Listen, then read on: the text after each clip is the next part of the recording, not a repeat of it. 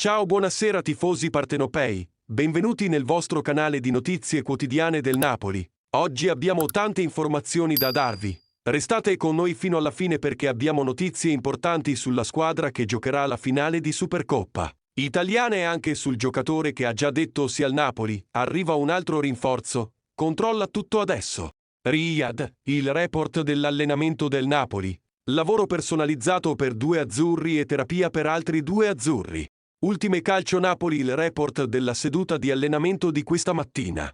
2 azzurri non si allenano a Riyad, le condizioni di Demme e Olivera. Gli azzurri preparano la finale di Supercoppa Italiana.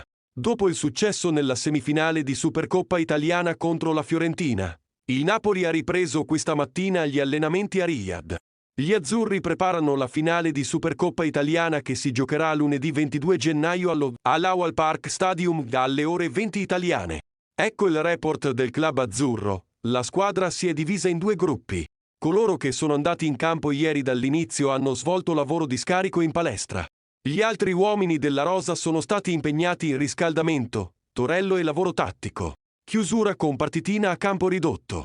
Demme e Olivera hanno svolto allenamento personalizzato prima in palestra e poi in campo. Terapie per Caiuste e Mazzocchi. Oggi abbiamo avuto anche la conferma del nuovo rinforzo azzurro, giocherà già la finale di Supercoppa. Ngonge e Traoré partiti per Riyad. Si aggregheranno al Napoli di Mazzarri.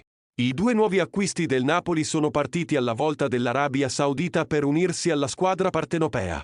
Il Napoli nella serata di lunedì si giocherà la Supercoppa Italiana contro la vincente di Lazio-Inter. La vittoria del trofeo potrebbe cambiare il volto della stagione azzurra. Walter Mazzarri sogna di vincere la Coppa per coronare il suo ritorno sulla panchina azzurra. Intanto, secondo quanto riferisce Sky Sport, il Napoli in Arabia Saudita potrà contare anche sugli ultimi 2 nuovi acquisti. Junior Traoré e Cyril Ngonge infatti sono partiti per raggiungere la squadra a Riyad. I 2 calciatori saranno a disposizione dell'allenatore Walter Mazzarri che potrà iniziarli a studiare da vicino. Entrambi potrebbero essere in panchina nella gara di lunedì.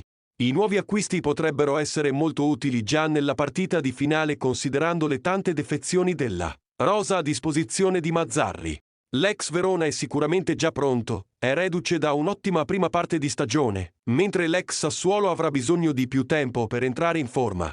E infine, Teate ha detto sì al Napoli, il punto sulla trattativa con il difensore.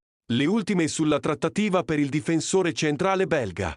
Stando a quanto appreso da Marco Giordano, giornalista di calciomercato.it, il difensore belga Teate ha detto sì al Napoli.